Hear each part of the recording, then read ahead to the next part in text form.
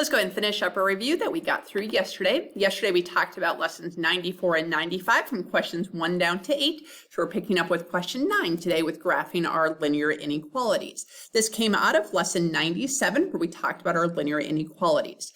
You will have two questions that look like this problem. Y is less than or equal to negative 2 over 3x plus 4. Remember, to graph a linear inequality, the letter y always had to be by itself. Now on the test, to make it nice for you, I already have the y by itself on these questions, so you don't need to worry about doing any solving first. The first thing that you need to do as you're graphing this kind of linear inequality was to graph the y-intercept. The y-intercept is the constant that's at the end, and that's a positive 4. So from the origin, I went up 4 spaces and I put my dot. Now we're ready to use the slope to get to the next point on our graph. The slope already is a fraction, so we didn't have to do anything special here. Negative 2 over 3. We're using my slope definition of rise over run. The rise is negative 2, so I'm going to go down 2 spaces. The run is positive 3, so to the right 3. Now don't forget, after we graph these 2 points, I have to think, what kind of line do I want to use? Did I want to use a dotted line or did I want to use a solid line? On this question, we would want to use a solid line because we do have that equal to bar that is underneath our inequality symbol. So I connected those 2 dots using my solid line. The last thing that we had to make a decision on was where did I shade? Was it above that line or was it below the line?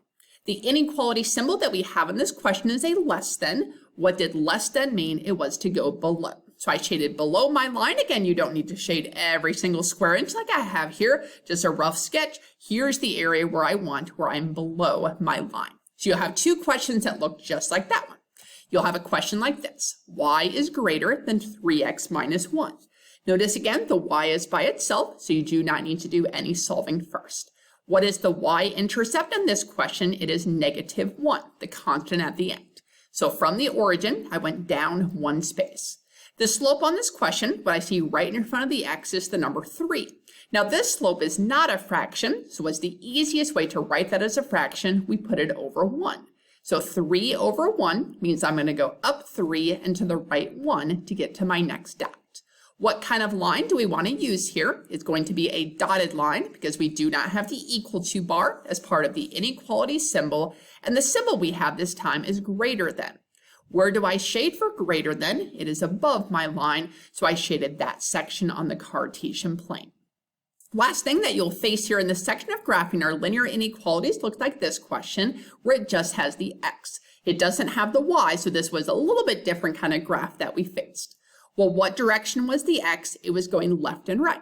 Well, if x is negative 2, I went to the left 2 spaces, and that's where I put my dot.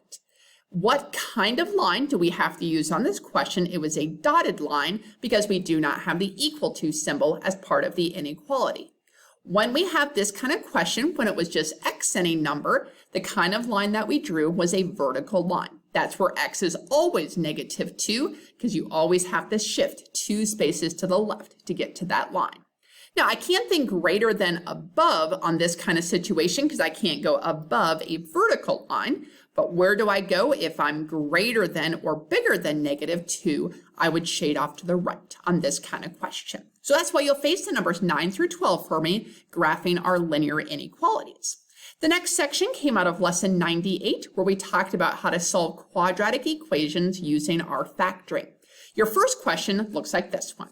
X minus 4 times x plus 5 is equal to 0.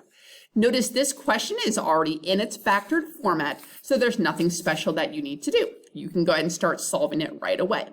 To solve this kind of question, we use what was called the zero product property.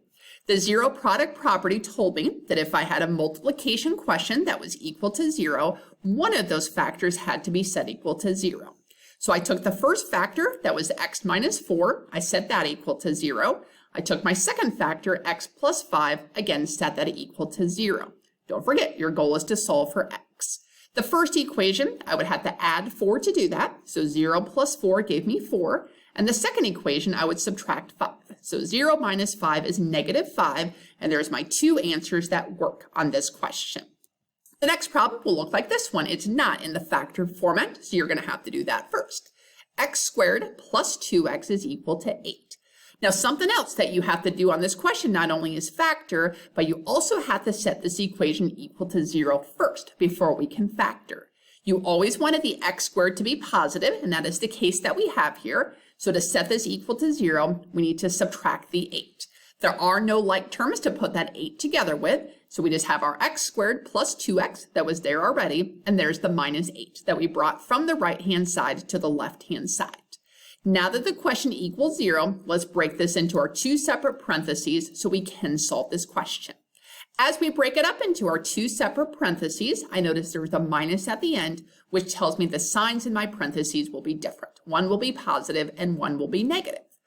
Our key question: what multiplies to get an 8 and adds together to give a positive 2? That would be a positive 4 and a negative 2. So inside my parentheses, I have x plus 4 times x minus 2 equals 0. Well, now this question looks like the one that we just walked through. We have a multiplication question that is equal to 0. If we have a multiplication question that is equal to 0, one of those factors has to be equal to 0. So I said x plus 4 was equal to 0, or x minus 2 was equal to 0. The first equation, subtract your 4 over, so I have negative 4, and the second equation, add 2, so x is equal to 2. Next problem. We have 18x squared minus 8x is equal to 0. This question, unlike the last one, is already set equal to 0, so we don't have to worry about that on this question. However, as I go to factor on this problem, there is a common factor that I need to pull out to the front. 18 and 8 can both divide by a 2, and both parts of the question contain an x, so I need to pull that out as well. If I take the 2x out to the front, 18x squared divided by 2x would leave me with 9x. Drop down the minus sign. 8x divided by 2x would just leave me with a 4, and my question is factored and it's set equal to 0. Based on my zero product property, one of these factors has to be equal to 0.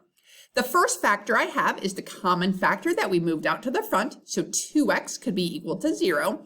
The second factor is what's in the parenthesis, the 9x minus 4. That could be where the 0 is sitting as well. On the first equation, to get the x by itself, we would need to divide by 2. So 0 divided by 2 is 0. On the second equation, to begin getting x by itself, we would add 4. So now we have 9x equals positive 4, and then divide your 9 over, so x is equal to 4 over 9. Leave that as the fraction, just like we saw during class. Don't turn that into a decimal format. Give the most exact answer, like 4 over 9. One more question going from this idea from 13 through 16 about solving with our zero product property. 4x squared minus 25 is equal to 0. Once again, the question already equals 0, so we don't need to worry about that first step. There is no common factor this time between 4 and 25, so we want to go ahead and break this up into our two separate parentheses. We notice there's a minus at the end, which tells me the signs are going to be different inside of the parenthesis. The kind of question that this was that we factored, it was called the difference of squares. Both 4x squared and 25 are perfect squares. What do we square to get 4x squared? It is 2x. The second term, 25. What do we square to get a 25? It is a 5. So the first blanks of both of my parentheses came from the first term. What did I square? It was the 2x.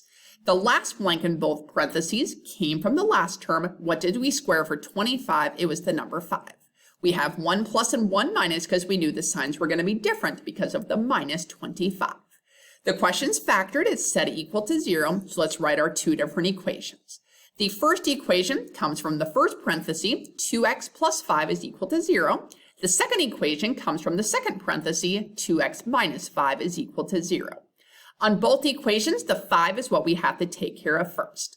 The first equation would require subtracting 5, so 2x equals negative 5.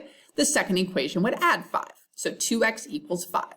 Both equations now have the same step. We're going to divide by 2. So the first answer, x is equal to 5 over 2. The second answer, x is equal to negative 5 over 2. Again, do not switch those to decimals. Just go ahead and leave them in the fraction format. Those fractions don't reduce. If you really wanted to, you could give them in a mixed number, but I'm fine with this improper fraction that we would give for our final answer. We have one more lesson to review, and this is from lesson 99, and that will cover questions 17 through 20 on your test. In lesson 99, we learned about rational equations, and we learned two different methods that we could use to correctly solve this equation. The first couple questions will look like this one. 3 over x is equal to 5 over x minus 6. How do I solve this kind of question when two fractions were equal to each other? We had to cross multiply. So what I did, I took 3 times x minus 6. Notice I used parentheses because there was two terms. Then I'm taking the x times 5. So that was just 5x. On the left-hand side, I distributed. So 3x minus 18 is equal to 5x. There are x's on both sides of our equation, so we need to get those together.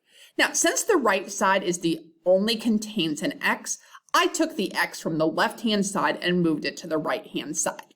To move the 3x that is on the left-hand side, I would need to subtract it, because that's a positive 3x on the left-hand side. 5x minus 3x gave me 2x. And be careful with that sign. We still have the minus sign that is in front of the 18, so negative 18 is equal to 2x. One more step to get the x by itself. I'm going to divide by 2, and negative 18 divided by 2, it gave me a negative 9. Now, don't forget on these questions, when we had a rational problem, fractions can't have a denominator of 0. So I need to make sure that my answer does not make a 0 in the denominator. The first denominator is just x. Well, my answer is negative 9, so that wouldn't be 0 in the denominator. The second fraction says x minus 6. Well, negative 9 minus 6 is negative 15. That's not a 0, so my answer is okay. Again, I could check it all the way out if I really wanted to, but you have to check the denominators to make sure that they don't equal 0. If they do, you would have to cross them off. Next question. Let's do 3 more questions just so we remember how to do these rational problems. X over 4 is equal to 3 over x minus 1. Again, when one fraction equals another fraction, we cross multiply. So I have x times x minus 1 going down across the diagonal, and then 4 times 3 going up the other direction. The left-hand side, distribute. X times x is x squared, and then x times negative 1 is negative x.